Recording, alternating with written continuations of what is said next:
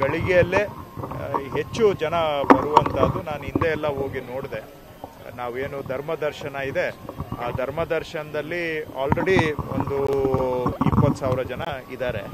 ಮತ್ತು ಬೆಳಿಗ್ಗೆಯಿಂದ ಆಲ್ರೆಡಿ ಒಂದು 10-12 ಜನ ದರ್ಶನ ಆಗಿದೆ. ಒಟ್ಟಾರೆ ಟೆಂಪಲ್ ಸುತ್ತ ನಾವು ಲೆಕ್ಕ ಹಾಕಿದರೆ ಆಲ್ರೆಡಿ ಒಂದು 50,000 ಜನ ಇವತ್ತು ಇಷ್ಟೊತ್ತಿಗೆ ಬೆಳಗಿನ ಜಾವ ಇಷ್ಟೊತ್ತಿಗೆ ಇದ್ದಾರೆ. ಸೊ ಇವತ್ತು ಬಹುಶಃ ಖಂಡಿತವಾಗಿ 1 ಲಕ್ಷಕ್ಕಿಂತ ಹೆಚ್ಚು ಆಗುತ್ತೆ. ಆದರೆ ಇಲ್ಲಿವರೆಗೂ ಎಲ್ಲ ಮೂವ್ಮೆಂಟು ಚೆನ್ನಾಗಿದೆ. ಯಾಕಂದರೆ ಅರೇಂಜ್ಮೆಂಟ್ಸು ಸ್ವಲ್ಪ ಲಾಸ್ಟ್ ಇಯರ್ನ ಅನುಭವದ ಆಧಾರದ ಮೇಲೆ ಬದಲಾವಣೆಗಳನ್ನು ಮಾಡಿ ಇಂಪ್ರೂವ್ಮೆಂಟ್ಸು ಮಾಡಿರೋದ್ರಿಂದ ಎಲ್ಲೂ ಕೂಡ ಗೊಂದಲ ಇಲ್ದಂಗೆ ನಡೀತಾ ಇದೆ. ಎರಡನೇದು ಮುಖ್ಯವಾಗಿ ಸ್ವಲ್ಪ VIP ರಿಸ್ಟ್ರಿಕ್ಷನ್ಸು ಮಾಡಿರೋ VIP ಮೂವ್ಮೆಂಟನ್ನು ಸ್ವಲ್ಪ ಕಡಿಮೆ ಮಾಡಿದ್ದೇವೆ. ನಾವೇನು ಪೂರ್ತಿ ಬಂದ್ ಮಾಡಿಲ್ಲ, ಬಟ್ ಅದಕ್ಕೊಂದು ಸಮಯವನ್ನು ನಿಗದಿ ಮಾಡಿ ಆ ಸಮಯದಲ್ಲಿ ಬರುವುದು ಅನ್ನುವ ರೀತಿಯಲ್ಲಿ ವ್ಯವಸ್ಥೆ ಮಾಡಿದ್ದೇವೆ. ಮತ್ತು ಇಲ್ಲಿ ವೆಹಿಕಲ್ಸು ಡೈರೆಕ್ಟಾಗಿ ನಾವು ಅವಕಾಶ ಕೊಟ್ಟಿಲ್ಲ, ನಮ್ಮ ವೆಹಿಕಲಲ್ಲೇ ಕರ್ಕೊಂಡು ಬರುವಂಥ ವ್ಯವಸ್ಥೆ ಮಾಡಿದ್ದೇವೆ. ಆಮೇಲೆ ಈ ಬೇರೆ ಪಾಸುಗಳನ್ನು ಎಲ್ಲ ಕಡಿಮೆ ಮಾಡಿದ್ದೇವೆ. ಹಾಗಾಗಿ ಇವತ್ತು 95% ಪ್ರಿಫರೆನ್ಸು ಸಾರ್ವಜನಿಕರಿಗೆ ಸಿಗ್ತಾ ಇದೆ.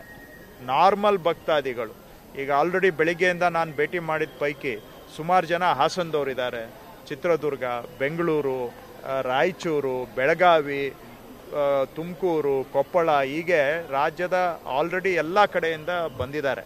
ಅವ್ರಿಗೆ ಇವತ್ತು ಭಾಳ ಸುಗಮವಾಗಿ ದರ್ಶನ ಆಗ್ತಾ ಇದೆ. ಅದು ಭಾಳ ಸಂತೋಷದ ವಿಷಯ. ಸೊ ಅದು ಮುಖ್ಯ. ಯಾಕಂದರೆ ಅವರು ಬಂದು ಎಲ್ಲೆಲ್ಲಿಂದನೋ ಬಂದು ಕಷ್ಟ ಅನುಭವಿಸಿ ಬೇರೆಯವರಿಗೆ ಇಡಿಶಾಪ ಹಾಕುವುದರ ಬದಲಿಗೆ ಅವ್ರು ಬಂದವರು ಖುಷಿಯಾಗಿ ದರ್ಶನ ಮಾಡ್ಕೊಂಡೋದ್ರೆ ಆವಾಗ ನಮ್ಮ ಕೆಲಸ ನಾವು ಸಾರ್ಥಕವಾಗಿ ಮಾಡ್ದಂಗೆ ಆಗುತ್ತೆ. ಆರಂಭ ತುಂಬ ಚೆನ್ನಾಗಿದೆ, ಭಾಳ ಸ್ಮೂತ್ ಆಗಿದೆ. ಜನಗಳಿಗೆ ದರ್ಶನನೂ ಕೂಡ ಚೆನ್ನಾಗಿ ಆಗ್ತಾ ಇದೆ.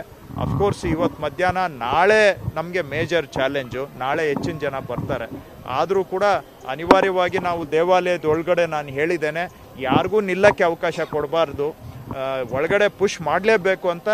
ಅದು ನನ್ನ ಇನ್ಸ್ಟ್ರಕ್ಷನ್ ಅಂತಲೇ ತಗೊಳ್ಳಿ. ಯಾಕೆ ಅಂದರೆ ಹಿಂದ್ಗಡೆ 1,00,000 ಜನ ಇರೋವಾಗ ನೀವು ಬಂದು ದೇವ್ರ ಮುಂದೆ 2 ಸೆಕೆಂಡ್ ನಿಂತ್ಕೊಂಡ್ರೂ ಕೂಡ ಅದರಿಂದ ಬ್ಯಾಕಪ್ಪು ಅದರ ಪರಿಣಾಮ ಗಂಟೆಗಟ್ಟಲೆ ಆಗುತ್ತೆ. ಹಾಗಾಗಿ ನಾನು ಜನಗಳಲ್ಲೂ ಮನವಿ ಮಾಡ್ತೇನೆ, ದೇವಿ ದರ್ಶನ ಮಾಡುವಾಗ ಅಲ್ಲಿ ನಿಲ್ಲಬಾರ್ದು, ಅಲ್ಲಿ ಪಾಸ್ ಆಗೋದಕ್ಕೆ ಅವಕಾಶ ಇದೆ. ಮೂವ್ ಆಗ್ತಾನೆ ದರ್ಶನ ಮಾಡಿಕೊಂಡು ಮುಂದಕ್ಕೆ ಹೋಗಬೇಕು. ಯಾಕೆಂದರೆ ಹಿಂದ್ಗಡೆ ಲೈನು ಗಂಟೆಗಟ್ಟಲೆ ಲೈನ್ ಇರೋದ್ರಿಂದ ನಾವು ನಮ್ಮ ಅಂದಾಜಿನ ಪ್ರಕಾರ ಪ್ರತಿ ಕ್ಷಣ ದರ್ಶನ ಆಗಬೇಕು. 1 ನಿಮಿಷದಲ್ಲಿ ಕನಿಷ್ಠ ಒಂದು 60 ಜನಕ್ಕಿಂತ ಹೆಚ್ಚು ಅಥವಾ ಹೆಚ್ಚು ದರ್ಶನ ಆಗಬೇಕು. ಆ ರೀತಿಯಾಗಿ ಒಳಗಡೆ ನಾವು ಅನಿವಾರ್ಯವಾಗಿ ಜನಗಳನ್ನು ಪುಷ್ ಮಾಡುವಂಥದ್ದು ಕೂಡ ಮಾಡ್ತಾ ಇದ್ದೇವೆ. ಇಲ್ಲ ಅಂದರೆ ಜನಕ್ಕೆ ದರ್ಶನ ಮಾಡಿಸ್ಲಿಕ್ಕೆ ಸಾಧ್ಯ ಇಲ್ಲ. ಸೊ ಹಾಗಾಗಿ ಇವೆಲ್ಲ ಕೆಲವು ಬದಲಾವಣೆಗಳು, ಸುಧಾರಣೆಗಳು ಮತ್ತು ಕಟ್ಟುನಿಟ್ಟಿನ ಕ್ರಮಗಳಿಂದ ಈಗ ಇಲ್ಲಿವರೆಗೂ ಅಂತೂ ಚೆನ್ನಾಗಿ ನಡೆದಿದೆ. ಮಳೆ ಬೆಳಿಗ್ಗೆ ರಾತ್ರಿಯಿಂದನೇ ಮಳೆ ಬರ್ತಾ ಇದೆ.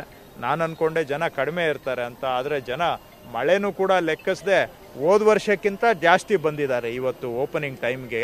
ಸೊ ಎನಿವೇ ಈಗ ಚೆನ್ನಾಗಿ ನಡೀತಾ ಇದೆ ಅನ್ನೋದು ಸಂತೋಷದ ವಿಷಯ. ಸಾರ್ವಜನಿಕರು ಬರುವಂಥವರು ಕೂಡ ಬೇರೆ ಬೇರೆ ಭಾಗದಿಂದ ಸ್ವಲ್ಪ ಬಂದಾಗ ವಿಳಂಬ ಆಗಬಹುದು. ತಾಳ್ಮೆ ಕಳ್ಕೊಳ್ಬೇಡಿ. ನೀವು ಕೂಡ ತಾಳ್ಮೆಯಿಂದ ಸಹಕರಿಸಿದ್ರೆ ನಾವು ಎಲ್ಲ ಪ್ರಯತ್ನವನ್ನು ಮಾಡ್ತೇವೆ. ನಾವು ಪರ್ಫೆಕ್ಟ್ ಅಂತೇನಿಲ್ಲ, ನಮ್ಮಲ್ಲೂ ನ್ಯೂನ್ಯತೆ ಇರ್ಬೋದು. ಏನಾದರೂ ಇದ್ದರೆ ನಾವು ಸರಿಪಡಿಸ್ಕೊಂಡು ಸುಧಾರಣೆ ಮಾಡಲಿಕ್ಕೆ ನಾವು ತಯಾರಿದ್ದೇವೆ. ಸೊ ಬರುವಂಥವರು ಸ್ವಲ್ಪ ತಾಳ್ಮೆಯಿಂದ ಸಹಕಾರ ಕೊಡಬೇಕು ಅಂತ ನಾನು ಮನವಿ ಮಾಡ್ತೇನೆ. ಸರ್, ಈಗ 24x7 ಅನ್ನೋದು 24x7 ಅನ್ನೋ ಕಲ್ಪನೆ ಇದೆ. ಹೌದು, ಅದಕ್ಕೇನು ನೋಡಿ, ಇವತ್ತು ಶುಕ್ರವಾರ ಸಂಜೆ 4 ಗಂಟೆಗೆ ದರ್ಶನಕ್ಕೆ ವಿರಾಮ ಕೊಡಬೇಕಾಗತ್ತೆ. ದರ್ಶನಕ್ಕೆ ಎಂಟ್ರಿ 4 ಗಂಟೆಗೆ ಬಂದಾಗತ್ತೆ. ಎಂಟ್ರಾಗಿರೋರಿಗೆ 7 ಗಂಟೆವರೆಗೆ ದರ್ಶನ ನಡೆಯುತ್ತೆ. ಸೊ 7 ಗಂಟೆ ನಂತರ ದರ್ಶನ ಇರೋದಿಲ್ಲ, ಆದರೆ ಎಂಟ್ರಿ 4 ಗಂಟೆಗೆ ಕ್ಲೋಸ್ ಆಗುತ್ತೆ. ಸೊ 7 ಗಂಟೆ ನಂತರ ಅವರು ವಿಧಿವತ್ತಾಗಿ ಅವರ ಪೂಜೆಗಳನ್ನು ಮಾಡೋದಕ್ಕೆ ನಾವು ಬಿಟ್ಕೊಡ್ಬೇಕಾಗುತ್ತೆ. ಇದು ನಮಗೆ ಚಾಯ್ಸ್ ಇಲ್ಲ, ಇದು ಕಂಪಲ್ಸರಿಯಾಗಿ ಅವ್ರಿಗೆ ಪೂಜಾ ಕಾರ್ಯಕ್ರಮಕ್ಕೆ ನಾವು ಬಿಟ್ಟು ಕೊಡಲೇಬೇಕಾಗತ್ತೆ. ಸೊ ರಾತ್ರಿ ಇವತ್ತು 7 ಗಂಟೆಗೆ ಕ್ಲೋಸ್ ಆದರೆ ನಾಳೆ ಬೆಳಿಗ್ಗೆ ಮತ್ತೆ 6 ಗಂಟೆಗೆ ಓಪನ್ ಆಗಿದ್ರೆ 22ನೇ ತಾರೀಕು 7 ಗಂಟೆವರೆಗೂ ಕೂಡ ಓಪನ್ ಇರುತ್ತೆ. ಆದರೆ ಮಧ್ಯದಲ್ಲಿ ಪ್ರತಿನಿತ್ಯ ಮಧ್ಯಾಹ್ನ 2ರಿಂದ 3:30 ಗಂಟೆ, ಪ್ರತಿದಿನ ಮಧ್ಯಾಹ್ನ 2ರಿಂದ 3:30 ಗಂಟೆ ಮತ್ತು ಪ್ರತಿದಿನ ಬೆಳಗಿನ ಜಾವ 2ರಿಂದ 5 ಗಂಟೆ. ಬೆಳಿಗ್ಗೆ 2ರಿಂದ 5 ಗಂಟೆ, ಮಧ್ಯಾಹ್ನ 2ರಿಂದ 3:30. ಈ ಸಮಯದಲ್ಲಿ ಅಲಂಕಾರ ಮತ್ತು ನೈವೇದ್ಯಕ್ಕೆ ದರ್ಶನ ಬಂದ್ ಮಾಡೋದ್ರಿಂದ ದರ್ಶನ ಇರೋದ್ರಿಲ್ಲ. ಸೊ ಹಾಗಾಗಿ ದೇವಾಲಯ 24 ಗಂಟೆ ತೆರೆದಿದ್ರೂ ಕೂಡ ಬೆಳಗಿನ ಜಾವ 2ರಿಂದ 5 ಗಂಟೆಗೆ ಮತ್ತು ಮಧ್ಯಾಹ್ನ 2ರಿಂದ 3:30 ಈ ಸಮಯದಲ್ಲಿ ನೈವೇದ್ಯ ಮತ್ತು ಅಲಂಕಾರಕ್ಕಾಗಿ ದೇವಿ ದರ್ಶನ ಅವಕಾಶ ಇರೋದಿಲ್ಲ. ಇನ್ನು ಉಳಿದ ಹಾಗೆ ನಿರಂತರವಾಗಿ ನಡೆಯುತ್ತೆ.